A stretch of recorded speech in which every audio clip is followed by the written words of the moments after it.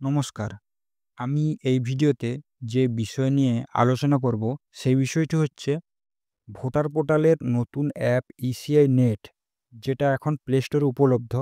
আপনারা এই অ্যাপের মাধ্যমে কিন্তু নতুন ভোটার কার্ডের জন্য অ্যাপ্লিকেশন করতে পারবেন। ভোটার কার্ডের কোনো কিছু কারেকশানও করতে পারবেন। আপনাদের ভোটার কার্ডে যে নাম আছে, সেই নাম কারেকশন করতে পারেন, ডেট অফ বার্থ কারেকশন করতে পারবেন। আপনাদের যদি ভোটার কার্ড যদি ভেঙে যায়, আপনারা রিপ্লেস করতে পারবেন। নতুন পিভিসি কার্ড আপনারা এপ্লাই করতে পারবেন। মোবাইল নাম্বার অ্যাড করতে পারবেন।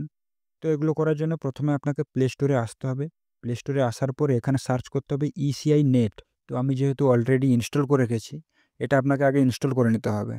তো আমি ইনস্টল যেহেতু করা আছে, আমি সেটাকে ওপেন করব। ওপেন করার পরে ঠিক এরকম একটা ইন্টারফেস আসবে। আর এই পপআপটা আপনারা এখানে উপরে ক্রস দেওয়া আছে, এই পপআপটা কেটে দিবেন।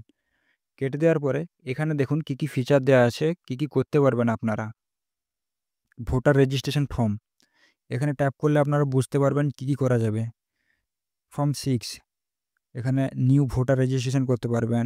আপনাদের যদি কোনো ভোটার কার্ড যদি ডিলিট করা থাকে সেখানে করতে পারবেন। এছাড়া ফর্ম নম্বর 8, যেটা এখান থেকে আপনারা কারেকশন করতে পারবেন। চাইলে এখান থেকে আপনারা ল্যাঙ্গুয়েজও সিলেক্ট করতে পারেন। এরপরে কী আছে, ট্র্যাক ইউর অ্যাপ্লিকেশান। এখানে যেহেতু আমার লগইন নেই, দেখাচ্ছে না। তো ট্র্যাক ইউর অ্যাপ্লিকেশান, এখানে যদি আপনারা যখন কোনো কিছু কারেকশান করবেন, তখন আপনাদের একটা রেফারেন্স নাম্বার দেওয়া হবে। সেই রেফারেন্স নাম্বার এখানে সার্চ করে আপনারা স্ট্যাটাস চেক করতে পারবেন যে আপনাদের স্ট্যাটাসটা কতদূর বা কোথায় অ্যাপ্রুভ হয়েছে কি না হয়েছে, বা রিজেক্ট হয়েছে না হয়েছে সেটা। ভোটার কার্ড কমপ্লেন, আপনাদের যদি ভোটার কার্ড সম্বন্ধে কোনো কিছু কমপ্লেন থাকে, আপনারা এখান থেকে আপনারা কমপ্লেন করতে পারবেন। Search your name in voter list, আপনার ভোটার লিস্টে নাম এসছে কিনা এখানে আপনারা ডেট অফ বার্থ দিয়ে জানতে পারবেন। ভোটার কার্ড ডাউনলোড, এখান থেকে আপনারা ভোটার কার্ড, যে ভোটার কার্ড যেটা, সেটা এখান থেকে ডাউনলোড করতে পারবেন। Contact with electoral officer, electoral অফিসারের এখানে নাম্বার দেওয়া থাকবে, সেখান থেকে আপনারা কন্ট্যাক্ট করতে পারবেন। তো প্রথমে আমি এটাকে লগইন করব। যেহেতু আমার মোবাইল নাম্বারের সাথে ভোটার কার্ডের সাথে মোবাইল নাম্বারটা অ্যাড করব, সেই জন্য আমি ভোটার রেজিস্ট্রেশন ফর্মে এখানে ক্লিক করলাম। ক্লিক করার পরে ফর্ম নম্বর 8-এ ক্লিক করব।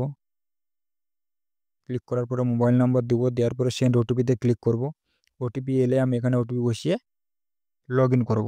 ওটিপি দেওয়ার পরে লগইন হয়ে গেছে। লগইনের পরে আমি ভোটার যেটা এটা, এখানে ফর্ম নম্বর 8-এ ক্লিক করলাম। ক্লিক করার পরে এখানে লেটস স্টার্ট বলে লেখা আছে, এখানে ক্লিক করব। এখানে ক্লিক করার পরে আপনাকে জিজ্ঞাসা করবে আপনার ভোটার আইডি, অলরেডি আপনার ভোটার কার্ড আছে কি না। তো আপনাকে ইয়েস করতে হবে এখানে। ইয়েস করার পরে নেক্সট করলেন। নেক্সট করার পরে আপনি এখানে পিন নম্বরটা বসাবেন, দিয়ে ফেস ডিটেলস করবেন। ফেস ডিটেলস করার পর প্রসিডে ক্লিক করবেন। প্রসিডে ক্লিক করার পরে এখানে পুরো ডেটাটা চলে আসবে। কি নাম আপনার মিলে দেখে নেবেন। দেওয়ার পরে নেক্সট করবেন। নেক্সট করার পরে এখানে প্রথমে এখানে আপনাদের মোবাইল নম্বরটা আপনারা বসিয়ে দেবেন, যে মোবাইল নম্বরটা আপনারা অ্যাড করবেন।